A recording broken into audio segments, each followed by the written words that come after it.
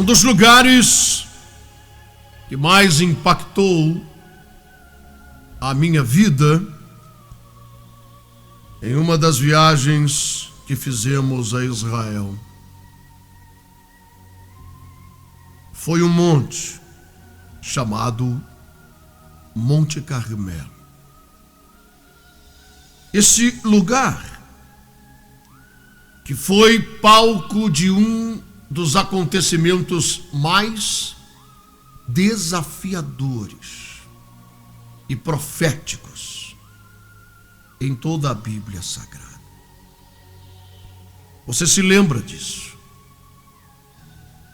O momento em que o profeta Elias toma uma decisão de confrontar os profetas corrompidos de Israel, os profetas de Baal. O texto sagrado diz que Israel estava vivendo um período de grande seca.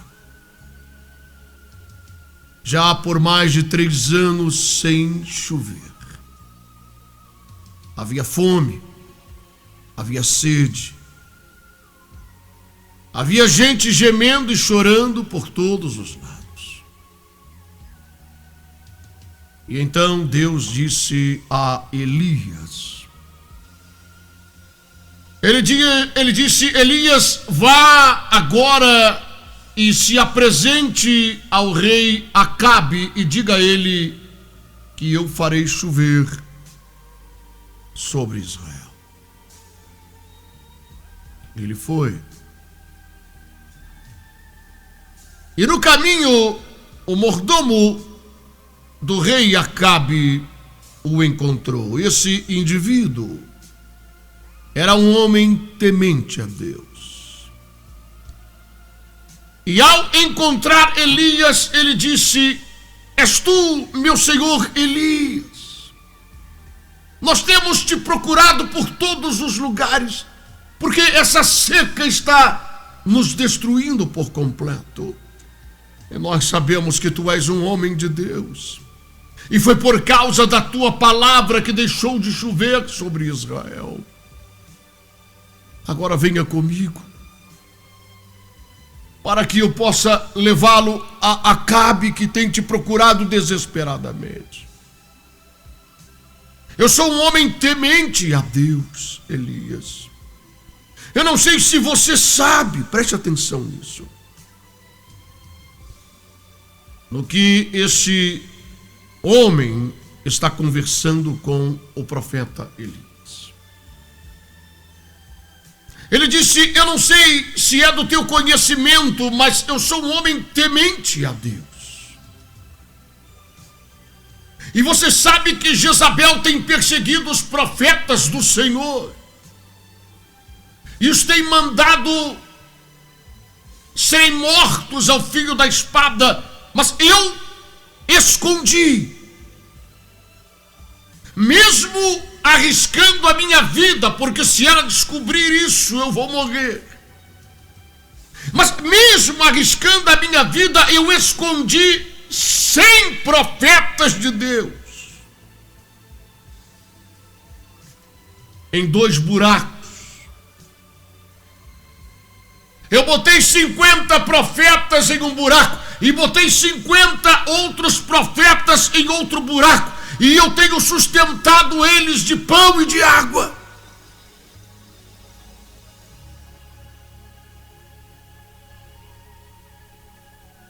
Elias não disse uma palavra. Apenas disse: eu irei me encontrar com Acabe. E ele prosseguiu sua jornada. E então, ao se aproximar daquele monte chamado Carmelo,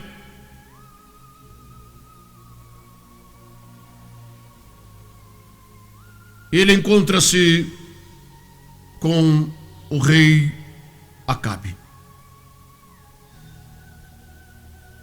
Que diz a ele: és tu perturbador de Israel. Foi por tua causa que deixou de chover em nossa terra. E Elias disse: eu não sou perturbador de Israel.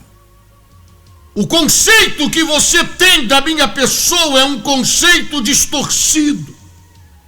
E ele foi distorcido no inferno por Satanás, que colocou na tua mente que eu, um profeta de Deus, um homem de Deus, sou perturbador nessa terra. E que fez com que vocês ignorassem que toda essa desgraça tem vindo sobre nossa terra por causa da iniquidade de vocês. Por causa da tua associação com essa mulher maligna, Jezabel. E por causa destes 450 pervertidos, profetas de Baal, que comem na mesa de Jezabel, que se venderam, que venderam a sua consciência, que venderam a sua moral, que largaram a Deus, que largaram suas revelações puras e verdadeiras, viraram as costas para o Santo de Israel e profanaram nossa terra, adorando a outros deuses.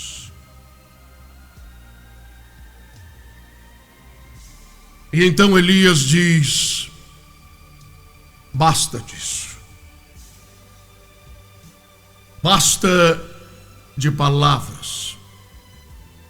Basta de conceitos, de dogmas e de doutrinas e de livros religiosos e de ideias religiosas. Hoje nós veremos quem é o verdadeiro Deus. Se é o Deus que eu sirvo, ou se é Baal. Meu irmão e minha irmã, você que me ouve e que me vê em algum lugar, eu quero convidar você a refletir comigo um pouco sobre isso. Nós estamos falando de homens que venderam a sua consciência, que negociaram a sua fé por aquilo que lhes era mais conveniente. Jezabel estava mandando matar os profetas de Deus. Mas aqueles que se prostituíram, aqueles que se curvaram a Jezabel, suas vidas eram poupadas e eles eram presenteados por essa mulher. Sabe,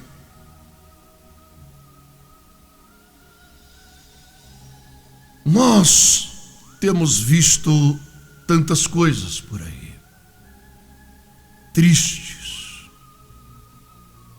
mas não são desestimuladoras, não são. Não são, porque elas são cumprimento das profecias. Porque, na verdade, o que nós temos visto é a apostasia daquilo que tem se chamado igreja. Vivemos hoje num período de apostasia, aonde a grande maioria das pessoas não mais suporta a sã doutrina, mas estão ajuntando para si homens que preguem aquilo que a carne delas deseja ouvir. Sabe, não há muita diferença daquilo que Elias estava vivendo nesse período da história do que vivemos hoje. Embora nos dias de hoje, por força do cumprimento profético, nós vivemos isso de uma forma avassaladora. Nós vemos uma igreja prostituída, vivendo um evangelho distorcido e mutilado, vendida por interesses econômicos e por interesses políticos, que perdeu a sua capacidade de salgar o que está podre, e que perdeu a sua capacidade de iluminar aquilo que está em trevas. Mas ela, em sua maioria, se mesclou com as trevas e criou uma penumbra espiritual. Ela misturou aquilo que é amargo com aquilo que é doce e criou um sabor diferenciado. Ela misturou aquilo que é santo com aquilo que é profano e criou esse tipo de conceito de fé distorcida que existia em nossos dias. Mas o profeta Isaías, certa vez, ele disse: ai daquele, preste bem atenção nisso. Esse homem disse: ai daquele que chamar o amargo de doce e o doce de amargo, as trevas de luz, a luz de treva, o santo de profano e o que é profano ele chamar de santo. Eu hoje fiquei estarrecido ao ver algumas imagens na internet de uma coisa que tem a ousadia de se chamar de igreja. Meu Deus! Num ritmo enlouquecedor, num bate-cum de tambores, e aquelas pessoas vestidas com batas brilhosas, azuis e brancas, e alguns com capas, rodopiando no salão, e aquilo era um culto evangélico. Pasmem! Pasmem!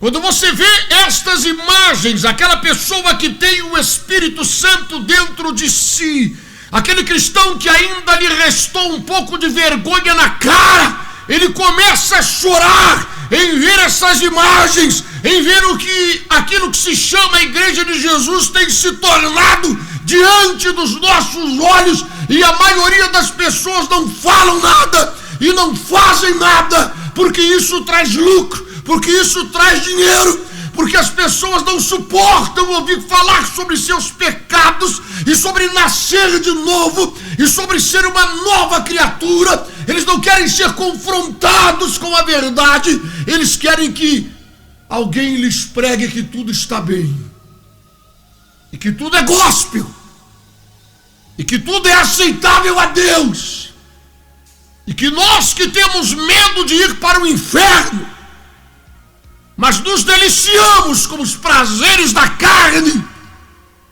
possamos ter a nossa consciência pecaminosa massageada por alguma espécie de líder, por alguma espécie de bispo, bispa, ou pastor, seja lá o título que tiver.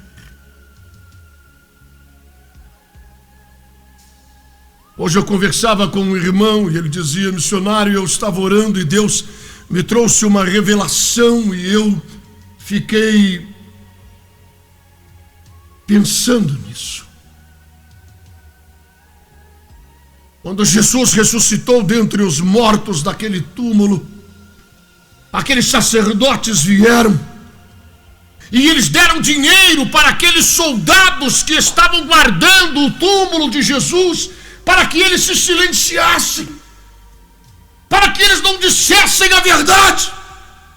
para que ele se calasse, porque aqueles homens foram testemunhas vivas do que aconteceu ali. Eles sabem que ninguém entrou, que ninguém arrombou aquela pedra, que ninguém moveu aquela pedra, que o que aconteceu foi sobrenatural e que Jesus de Nazaré, aquele homem que foi crucificado no madeiro alguns dias atrás, ele ressuscitou dos mortos. Ele está vivo. Ele saiu dali. Ele venceu a morte. Ele está em algum lugar. Quando os sacerdotes souberam disso, eles não estavam embriagados, eles estavam alerta, eles estavam em vigilância, guardando aquele túmulo. Não havia outra desculpa, teriam que ser subornados. Sabe, e esse irmão que conversava comigo hoje me disse: foi isso que Deus, ele me mostrou, missionário. E eu disse: é exatamente isso. Essa é a revelação do Espírito de Deus. Ainda hoje, da mesma forma, Satanás, ele tem subornado a consciência de muitas pessoas que sabem a verdade. Eles sabem a verdade, mas eles não falam, porque falar essa verdade não lhes trará lucro de espécie alguma, não lhes trará lucro econômico ou financeiro ou político ou de status. Pelo contrário, os fará ser perseguidos. Por isso muitas pessoas têm vendido sua consciência, têm vendido sua fé, a sua consciência da verdade, e se deixam levar por um evangelho água com açúcar, um evangelho distorcido, um evangelho que não fala sobre o pecado, sobre a necessidade de arrependimento, sobre a necessidade de mudança de vida, sobre a necessidade de nascer de novo, sobre a necessidade de darmos frutos, sobre a necessidade de trabalharmos, sobre a necessidade de unirmos a nossa força e a nossa fé e fazermos a vontade do Pai, e pararmos com esse negócio de ficarmos apenas chamando Jesus de Senhor, Senhor, Senhor, e não fazermos absolutamente nada em relação à vontade do Pai.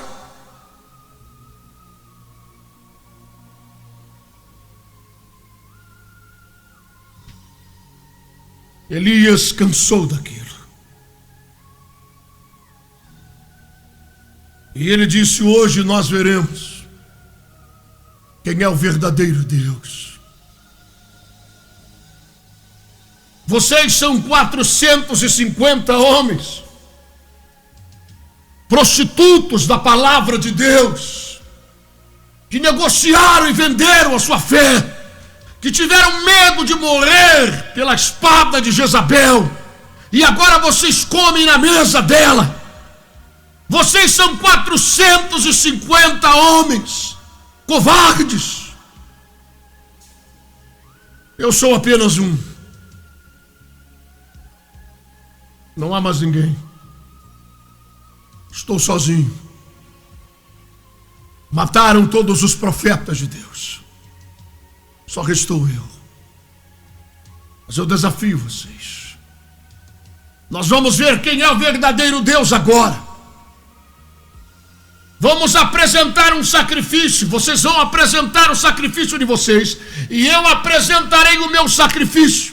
O Deus que responder por intermédio do fogo, este é o verdadeiro Deus. E então aqueles homens concordaram, prepararam o sacrifício e começaram a clamar a Baal, para que Baal mandasse fogo do céu e provasse que ele era Deus. Elias começou a olhar aquilo e começou a zombar desses homens, porque Elias estava seguro, meu irmão. A segurança de Elias não estava no fato de que Baal seria incapaz de operar o sobrenatural. Não é isso. Satanás opera o sobrenatural. Mas a segurança de Elias estava no fato de que Deus, ele honra a palavra de um profeta dele, de um homem enviado por ele, de um homem que a ele pertence. Que Deus não divide a glória dele com ninguém. Que Deus deseja desmascarar o diabo. Que Deus deseja revelar a verdade. Que Deus deseja retirar as pessoas da escuridão espiritual, da penumbra, do gueto espiritual.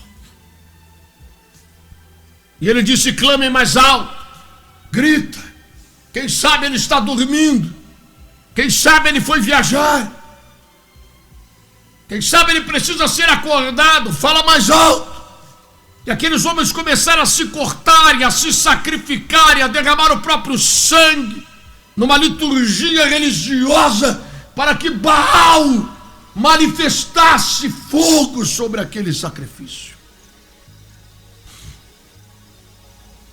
Mas nada aconteceu. Então Elias disse: agora é a minha vez. E diz a Bíblia que o profeta Elias, ele tomou algumas atitudes que nós precisamos refletir. A primeira delas,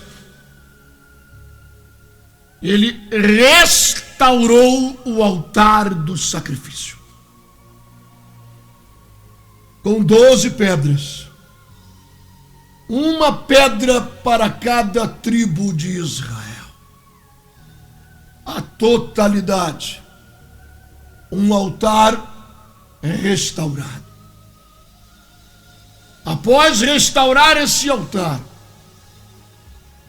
ele cortou gravetos, ele colocou o animal sobre os gravetos e sobre o altar restaurado, mandou cavar um rego, uma vala, ao redor desse altar de sacrifício,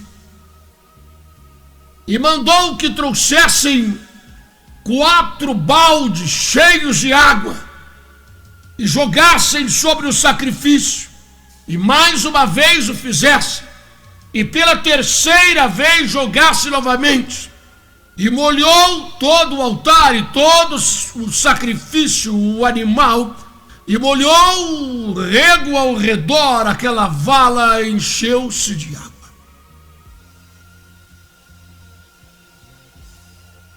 E ele então clamou a Deus e disse: ó Deus, que hoje seja manifesto a todo Israel que tu és Deus de verdade, e que eu sou teu servo, e que conforme a tua palavra eu fiz todas estas coisas aqui. E quando Elias clamou dessa forma, a Bíblia diz que caiu fogo do céu e consumiu o holocausto, o animal, e as chamas lamberam as pedras e lamberam aquela vala cheia de água, e tudo foi queimado pelas chamas que veio de Deus. E então Elias mandou que matassem todos aqueles profetas, e todo o povo gritou: o Senhor é Deus, o Senhor, Ele é Deus. Que mataram os profetas de Baal. Veja, meu irmão e minha irmã, alguns pequenos detalhes que nós não podemos nos deter deles devido ao tempo, mas é necessário que você preste atenção. Existe a necessidade de uma restauração de um altar que está em ruínas. Existe a necessidade de que nós venhamos entender que este altar, para a manifestação do poder de Deus, precisa ser restaurado.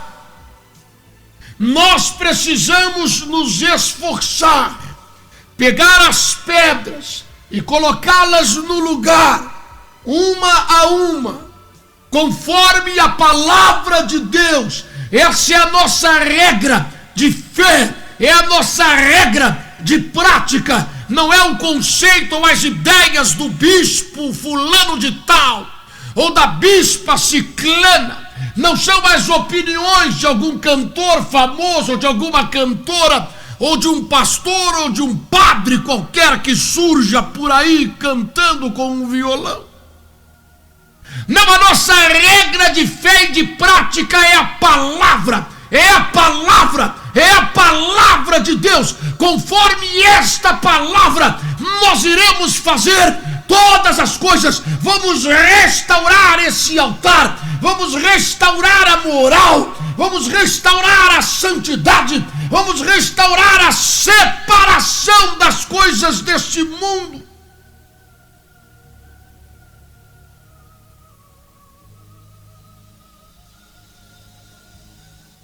E nós podemos ter a convicção e a certeza absoluta de que Deus honrará a nossa fé,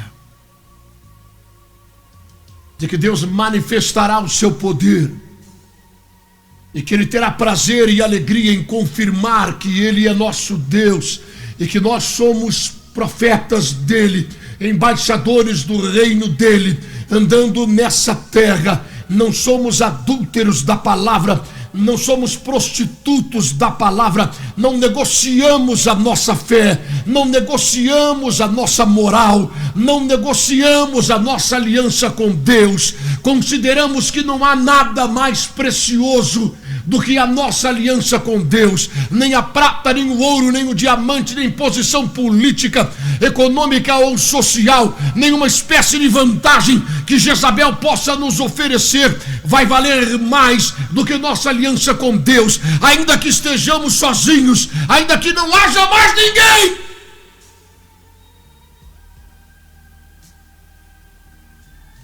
podemos derramar água sobre esse sacrifício, até que a vala se encha d'água. Tamanha certeza absoluta que há em nosso coração que Deus não vai falhar, que Deus não vai falhar. Se fizermos as coisas conforme a sua palavra, Deus honrará a nossa fé e fará a parte dele. Você pode ter certeza absoluta. Por mais difícil aos nossos olhos que seja esse sacrifício incendiar, porque está cheio d'água, não apenas umedecido, mas cheio d'água, fogo de Deus virá e honrará a nossa fé.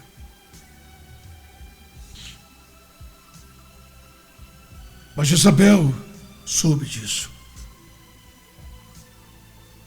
E ela disse: façam-me assim os deuses, e outro tanto, se amanhã a essas horas eu não tiver te matado. Manda esse recado para Elias. E Elias fugiu, foi embora, deitou-se debaixo de uma árvore e pediu para Deus a sua morte. Isso é espantoso. É espantoso isso, irmão, porque nós vemos um homem que não tem medo de enfrentar 450 profetas de Baal, sozinho, sem mais ninguém ao seu lado.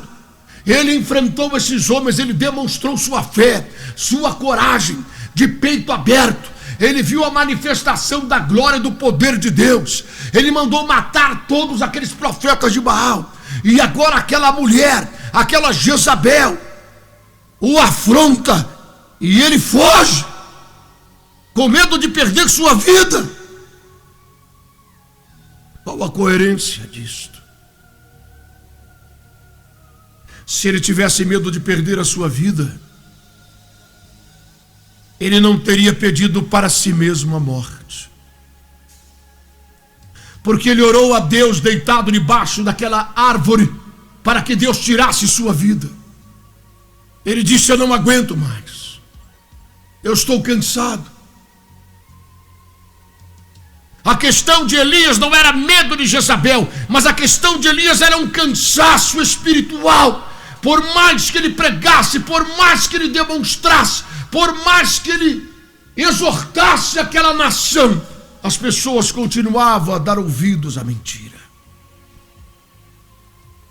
Deus manda um anjo, e o anjo traz pão e água do céu.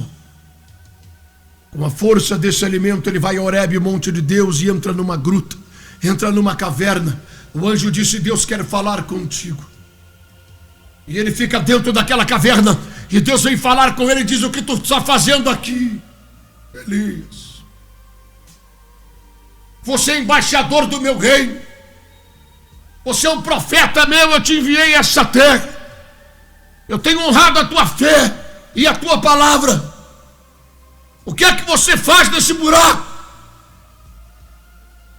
Ele disse: eu estou cansado, eu estou só. Mataram todos os teus profetas e só eu fiquei, e agora procuram tirar a minha vida. Eles não querem ouvir a tua palavra, eles não querem ouvir a tua voz. Veja isso. Deus fala com ele: você não está só. Ainda existem 7.000 homens que não dobraram os joelhos a Baal. E novamente Elias insiste e diz: eu estou só, mataram todos os teus profetas. Agora eu quero que você preste bem atenção. Você lembra no princípio dessa mensagem como aquele homem, aquele mordomo de Acabe disse a ele: existem 100 profetas de Deus que eu escondi em buracos, em grutas. Eu coloquei 50 num buraco e 50 no outro, e sustento eles de pão e de água. Elias sabia disso, mas ele continuava a dizer: mataram todos os teus profetas e só eu restei. E Deus disse: ainda existem 7.000. E ele continua dizendo: mataram todos os teus profetas e só eu fiquei.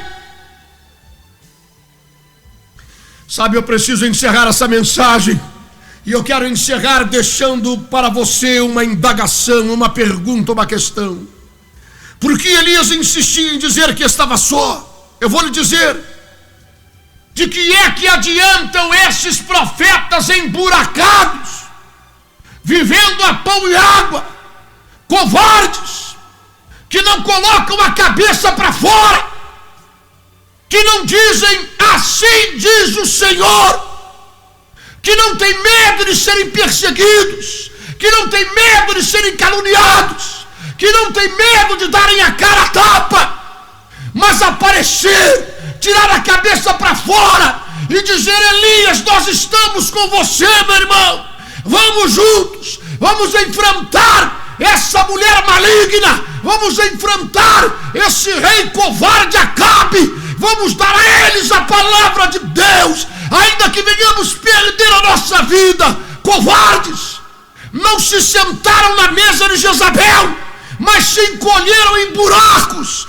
e isto não é profeta de Deus. Não adianta não curvar os joelhos a Baal e não abrir a sua boca para profetizar a palavra do Senhor. Acorde, meu irmão, acorde, minha irmã. A Bíblia diz que aquele que sabe o que é iníquo, pervertido, e não se levanta contra isso, e não denuncia isso, e não fala sobre isso, ele comete pecado. e o sangue daqueles que morrerem nesta iniquidade. Preste atenção, você que está calado. Preste atenção, você que está no buraco. Preste atenção, você que tem medo de ser perseguido e perseguida. O sangue dessa gente será requerido das tuas mãos. Entreguei a minha vida para Jesus. Bem, amados, queridos irmãos, nós chegamos ao final, o tempo foi curto, mas Deus há de acrescentar aquilo que for necessário no teu coração. Tome uma postura, uma posição. Se você não fizer isso, você vai se arrepender pelos séculos dos séculos. Vou fazer